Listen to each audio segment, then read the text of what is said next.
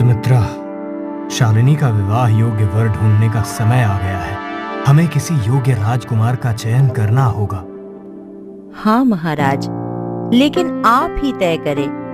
कोई ऐसा वर हो जो हमारी शालिनी को समझे और उसके खुशी का ध्यान रखे। अरे विक्रम, इस उम्र में विवाह का विचार तुमसे कैसे उठ रहा है? पहले तो तुम हमेशा कहते थे कि शालिनी अभी छोटी है। बड़ी माँ, अब वो समय नहीं रहा। मुझे स्वयं किसी दूसरे राज्य जाकर वर तलाशना होगा।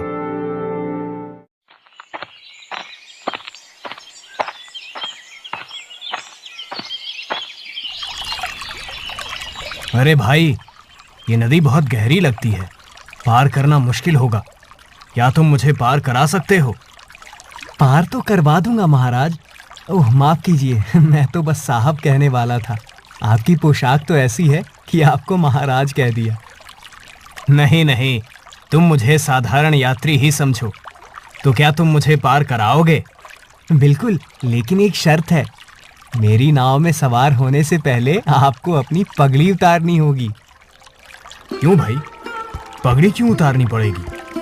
देखिए साहब, पिछली बार एक सज्जन आए थे, उनकी पगड़ी नाव में बैठते ही पानी में गिर गई थी। मैंने सोचा क्या पता आपकी भी गिर जाए। ठीक है भाई, उतार देता हूँ।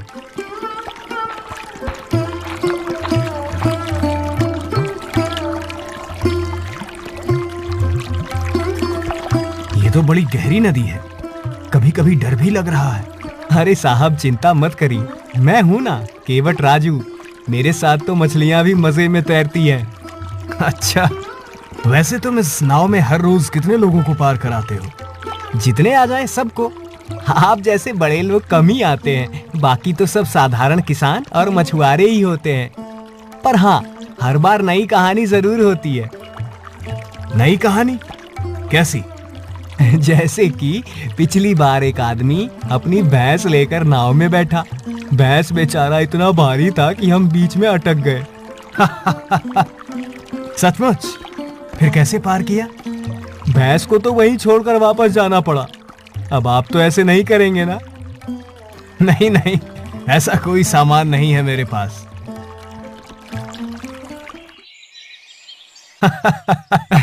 राजू, तुम्हारी बातों ने तो मुझे खूब हंसाया। अच्छा बताओ, इसका क्या करूं? साहब, आपके साथ का मजा ही काफी था, पैसा नहीं चाहिए। लेकिन अगली बार आए तो हंसी मजाक जरूर कर लेना। ठीक है, तुम्हें तो फिर से मिलना ही पड़ेगा।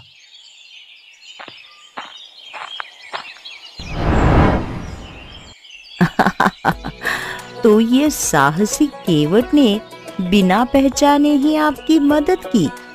अरे वाह वाह, ये हुई ना बात। राजू को तो पुरस्कार मिलना चाहिए। हाँ, अगली बार उसे जरूर बुलाऊंगा और उसकी नाव की सवारी भी करूंगा। और इस बार उसे बताऊंगा कि वो किसी साधारण यात्री को नहीं, बल्कि अपने महाराज को नदी पार करा रहा था। अपने राज्य के काम से दूसरे राज्य की ओर अकेले ही निकला हूं। अरे, ये तो वही रास्ता है जहां पिछली बार मेरी केवट से मुलाकात हुई थी। अरे, इस बार तो नदी का बहाव पिछली बार से कहीं ज्यादा तेज है। इसको पार करने में तो परेशानी होगी। अरे साहब, आप फिर आ गए। लगता है इस बार फिर से नाव में बैठने का मन है। हाँ भाई राजू, लेकिन इस बार बहाव काफी तेज है। क्या तुम मुझे इस बार पार करा पाओगे? महाराज, बहाव तो तेज है, लेकिन आपको ये सेवक जान पर खेलकर भी आपको पार कराएगा। बस शर्त वही होगी, इस बार आपको चप्पल उतारनी पड़ेगी। क्यों भाई, इस बार चप्पल क्यों उतारनी पड़ेगी? पिछली बार तो आपकी पगड़ी पानी में गिरने वाली थी, इस बार चप्पल का नंबर है। ये नदी बड़ी चालाक है, कहीं आपकी चप्पल ही ना बह जाए।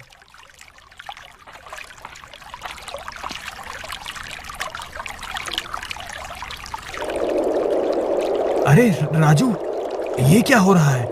ऐसा तो पहले कभी नहीं हुआ। अरे साहब, थोड़ा सब्र कीजिए। ये नदी भी आपको जानने लगी है। सोचती होगी कि हर बार यही आते हैं, इनसे कुछ नया मजा लिया जाए। ये मजा थोड़ा ज्यादा नहीं हो गया? अब मैं सचमुच डर रहा हूँ। डरिए मत महाराज, मेरे पास एक तरीका है। आप नाव में लेट जाइए और एकदम शांत रहिए। मैं किसी भी तरह इस भंवर से निकाल दूंगा।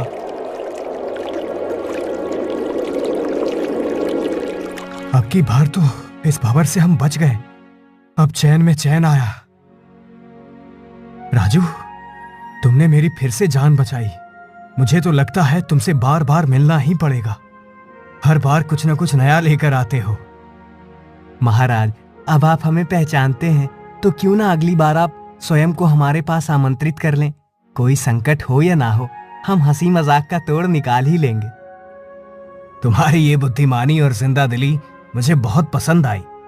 मुझे सच में लगता है कि तुम्हें हमारी सेवा में होना चाहिए। क्या तुम हमारे साथ महल चलोगे? महाराज, मैं तो आपकी सेवा पहले से ही कर रहा हूँ। बस फर्क इतना है कि मैं इस नदी का केवट हूँ और आप हमारे महाराज। जरूरत पड़ने पर बुला लीजिएगा। नदी के पार मैं आपका इंतजार करता मिलूंगा।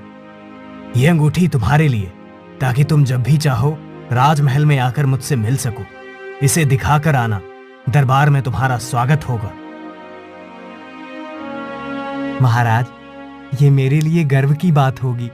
जब भी आप हमारे नाव में बैठेंगे, हम आपके लिए हर बार नए किस्से और नई कहानियां लेकर आएंगे।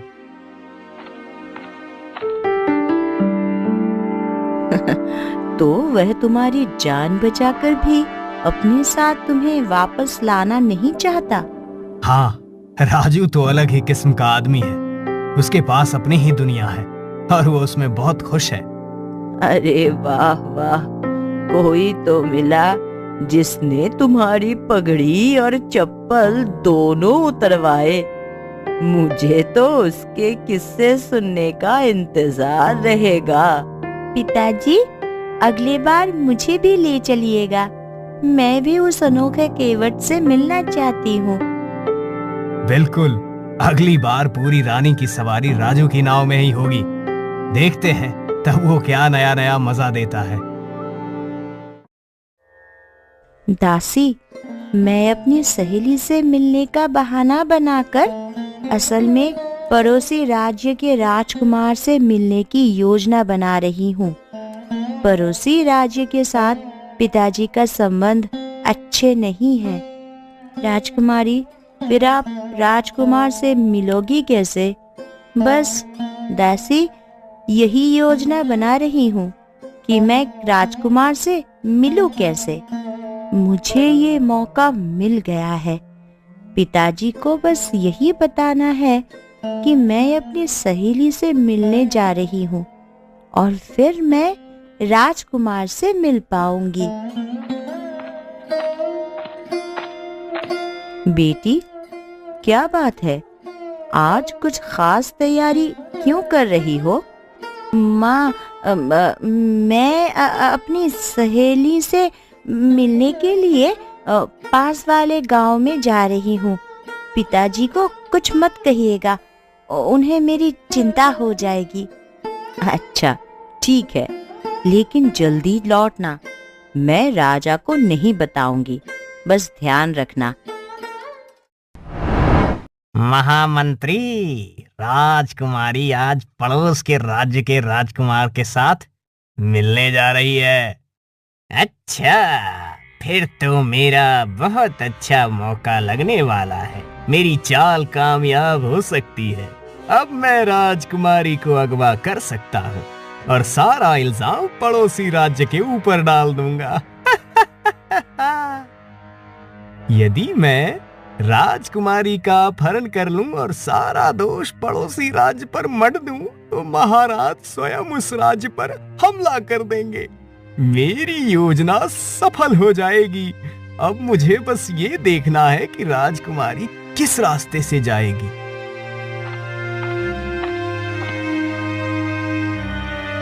महाराज, मुझे सुनने में आया है कि राजकुमारी अपनी सहेली से मिलने जा रही है। क्या मुझे उन्हें सुरक्षा के साथ भेजना चाहिए? हाँ, शालिनी अकेली जा रही है। उसे संरक्षण की आवश्यकता है। ठीक है, तुम उसके साथ जाओ और ध्यान रखना कि वो सुरक्षित वापस आ जाए। अब मेरा काम आसान हो गया। राजकुमारी को सुरक्षित पहुंचाने के बहाने मैं उसे अगवा कर लूंगा और फिर ये सारा दोष पड़ोसी राज्य पर डाल दूंगा।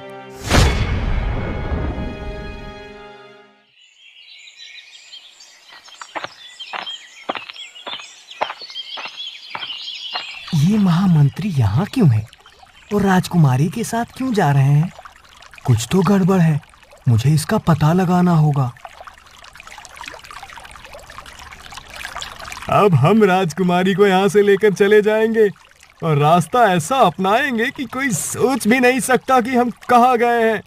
राजकुमारी को पड़ोसी राज्य में बंधक दिखाएंगे। महामंत्री, यह आप क्या कर रहे हैं? मेरे पिता को इसका पता चला तो वह आपको माफ नहीं करेंगे। राजकुमारी, ये मेरे भले के लिए नहीं है बल्कि राज्य के लिए है। अब महाराज को पड़ोसी राज्य पर हमला करने का कारण मिल जाएगा। चिंता मत कीजिए, आपका अपहरण पड़ोसी राज्य के राजकुमार पर दोष डालने का मेरा तरीका है। अब मुझे ही कुछ करना होगा। महामंत्री को रोकना आसान नहीं है, लेकिन मुझे अपनी चतुराई से काम लेना होगा। ये कैसी आवाजें हैं? लगता है कोई बड़ा जंगली जानवर आसपास है। ये सब झूठ है, अपनी जगह से मत हिलो। हे राजकुमारी, मैं हूँ राजू केवट। चिंता मत कीजिए, मैं आपकी मदद करने के लिए आया हूँ। जैसे ही मौका मिलेगा हम यहाँ से निकल जाएंगे। राजकुमारी, मैं आपको इशारा करूंगा। मैं जैसे ही सामने के पत्थर पर कंकड़ फेंकूं, आप जल्दी से मेरी नाव की ओर भागिए। हम जंगल के दूसरे छोर से निकल जाएंगे। ठीक है राजू, मुझे तुम पर भरोसा है। तुमने आज मेरी जान बचाया है। राजू, तुमने मेरी योजना बिगाड़ दी। ये सब राजा को पता नहीं चलना चाहिए। महामंत्री जी, सच को कैसे छुपाओगे? ये नदी गवाह है कि आप राजकुमारी का अपहरण करने आए थे। अब तो पूरी कहानी राजा को सुनानी पड़ेगी। तुम्हें मेरे पिता को दगा देने का परिणाम भुगतना होगा।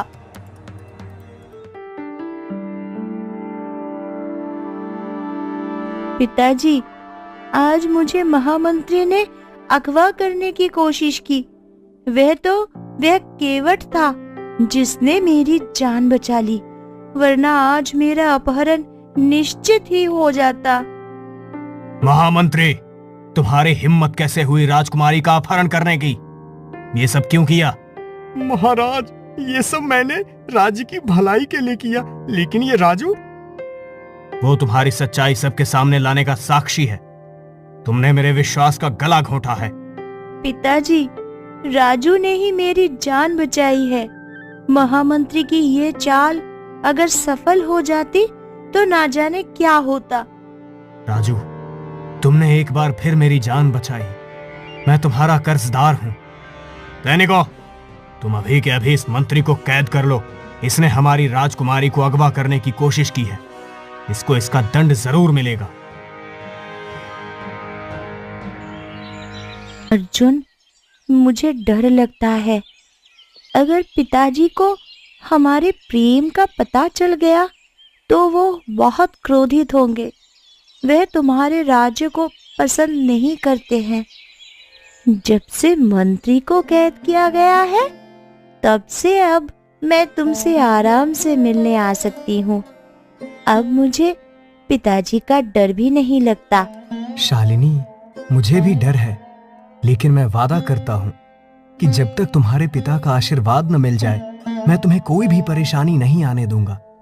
मुझे तुम पर पूरा विश्वास है अर्जुन, लेकिन हम कब तक यूं छिपकर मिलेंगे? ये राजकुमारी तो पहले इतनी बार नहीं आती थी, अब इतना क्यों आती है और एक ही स्थान पर क्यों जाती है? मुझे राजकुमारी का पीछा करना ही होगा।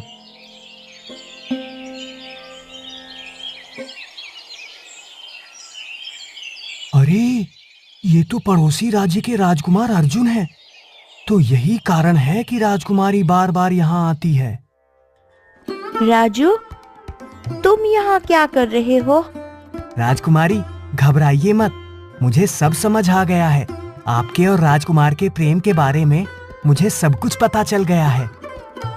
तो क्या तुम ये बात महाराज विक्रमादित्य को बताने जा रहे हो? नहीं राजकुमार, मैं ऐसा नहीं करूंगा, लेकिन अगर आप दोनों का प्रेम सच्चा है तो मैं आपकी मदद जरूर करूंगा। क्या तुम सच में हमारी मदद करोगे राजू? हाँ राजकुमारी, मुझे एक तरीका सूझा है। हम राजकुमार अर्जुन को महाराज से मिलवाएंगे, लेकिन एक साधारण नागरिक के रूप में। महाराज को खुद पता चलना चाहिए कि राजकुमार अर्जुन एक अच्छे व्यक्ति हैं। लेकिन महाराज विक्रमादित्य मुझसे क्यों मिलेंगे और मैं उन्हें प्रभावित कैसे कर पाऊंगा? ये मुझ पर छोड़ दीजिए, मुझे पता है कि महाराज को कैसे आपके गुणों से परिचित करवाना है। राजकुमार अर्जुन, मैं आपको एक साधारण नागरिक का वेश धारण करवाता हूँ। आप एक सरल कपड़ों में और बिना किसी राजसी पहचान के महल में प्रवेश करोगे। ठीक है, आप जो जो बोलेंगे मैं वही करूंगा। आप हम दोनों के प्रेम के लिए कितना प्रयास कर रहे हैं। महाराज से कहिए कि ये गरीब किसान उनसे मिलना चाहता है। महाराज, एक गरीब किसान आपसे मिलने की विनती कर रहा है। एक गरीब किसान? ठीक है, उसे अंदर लाओ।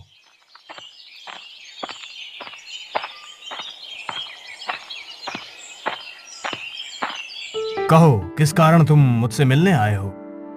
महाराज, मैं एक साधारण व्यक्ति हूँ और अपने गांव में खेती बाड़ी करता हूँ, पर इस वर्ष की फसलें बर्बाद हो गई हैं और मैंने सुना है कि आप गरीबों की सहायता करते हैं, इसीलिए आपसे सहायता मांगने आया हूँ। तो तुम चाहते हो कि हम तुम्हारी मदद करें? महाराज, ये व्यक्ति न केवल एक मेहनती किसान है, बल्कि उसके गुणों में दयालुता और बुद्धिमानी भी है। इसके गांव में सभी इसका सम्मान करते हैं। तुम बहुत साधारण और सच्चे व्यक्ति लगते हो। इस राज्य में ऐसे व्यक्ति बहुत कम होते हैं। महाराज, मुझे आपकी इस बात से खुशी हुई। मैं आपके राज्य की भलाई के लिए हमेशा कुछ न कुछ करने की कोशिश करता हूँ। महाराज, ऐसे ही लोग इस राज्य की शान बढ़ाते हैं। मुझे लगता है कि इन्हें किसी बड़े काम का मौका दिया जाना चाहिए। ठीक कहते हो राजू। महाराज, मुझे आपके राज्य के लिए कुछ करने का मौका मिलेगा तो मैं इसे अपना सौभाग्य समझूंगा। तुम्हारे जैसे ईमानदार और मेहनती व्यक्ति ही राज्य की सच्ची शक्ति होते हैं। मुझे ये देखकर प्रसन्नता हो रही है कि तुम्हारे पास न केवल ज्ञान है, बल्कि तुम अपने काम के प्रति निष्ठावान भी हो। महाराज, मैं ये बात विश्वास से कह सकता हूँ कि इस व्यक्ति के आने से राज्य में और भी सुधार आएगा। घसीट, आज मुझे बहुत चिंता हो रही है। क्यों राजकुमारी, ऐसी क्या बात है जो आप इतनी चिंतित हो? पता नहीं पिताजी राजकुमार अर्जुन के बारे में क्या सोचेंगे। अगर उनको उसकी असलियत पता लग गई तो पता नहीं क्या करेंगे।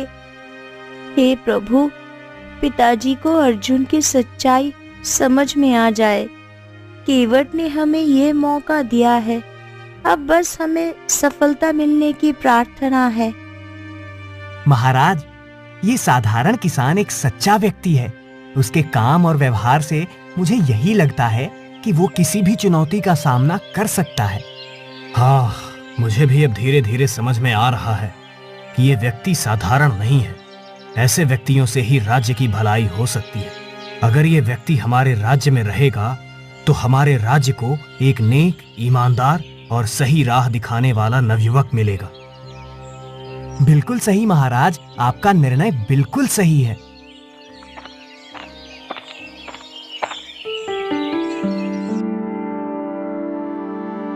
महाराज, आपसे कुछ महत्वपूर्ण बात कहनी है। कहो राजू, ऐसा क्या है जो तुम्हें इतनी गंभीरता से कहना है? महाराज, वो साधारण किसान जिसे आपने हाल ही में अपने दरबार में काम का अवसर दिया है, वो वास्तव में साधारण व्यक्ति नहीं है। क्या? तो फिर वो कौन है? महाराज, वो और कोई नहीं बल्कि पड़ोसी राज्य के राजकुमार अर्जुन हैं। क्या? पड़ोसी राज्य का राजकुमार? ये सब क्या हो रहा है राजू? तुमने मुझसे ये बात छिपाई क्यों? महाराज, राजकुमार अर्जुन और राजकुमारी शालिनी एक दूसरे से प्रेम करते हैं। मैंने ये जानकर आपकी अनुमति के बिना उन्हें आपके समक्ष लाना उचित नहीं समझा। अर्जुन ने राजकुमारी का सच्चे हृदय से सम्मान किया है और अपने राज्य के प्रति भी सच्चा है। मैं नहीं जानता था कि मेरी बेटी और पड़ोसी राज्य का राजकुमार एक दूसरे से प्रेम करते हैं। महाराज, मैंने स्वयं उनकी सच्चाई और उनके प्रेम को परखा है। मुझे विश्वास है कि अर्जुन राजकुमारी शालिनी के लिए उचित जीवन साथी है। शालिनी मेरी प्यारी बेटी है और मैं उसकी खुशी चाहता हूँ, पर पड़ोसी राज्य से विवाह, ये संबंध मेरे राज्य के लिए क्या अच्छा होगा? आपने मेरे मन को खूब आनंदित कर दिया। शालिनी, मुझे पता चला है कि तुम और अर्जुन एक दूसरे से प्रेम करते हो। जी पिताजी, ये सच है। हम एक दूसरे से सच्चा प्रेम करते हैं। अर्जुन, मैंने तुम्हें एक साधारण व्यक्ति के रूप में जाना और तुम्हारी सादगी और सच्चाई से प्रभावित हुआ। मुझे अब ये विश्वास है कि तुम मेरी राजकुमारी के योग्य हो। तो फिर मैं तुम्हारे विवाह की अनुमति देता हूँ। यह एक शुभ समाचार है। हमारी बेटी और राजकुमार का विवाह हमारे राज्य और पड़ोसी राज्य के संबंधों को भी मजबूत करेगा। महाराज, मुझे बहुत खुशी है। मैंने अपने जीवन का सबसे कठिन राज सही समय पर खोला। आज मेरी मेहनत सफल हुई। राजू, ये तुम्हारे प्रयासों का ही परिणाम है। तुम्हारे बिना ये संभव नहीं होता। तुम्हारा राज्य के प्रति ये समर्पण हमेशा याद रखा जाएगा। शालिनी का विवाह एक योग्य और सच्चे हृदय वाले राजकुमार के साथ हो रहा है। ये हमारी सबसे बड़ी खुशी है। राजू, तुम्हारे साहस और समझदारी के लिए मैं तुमसे बहुत प्रभावित हूँ।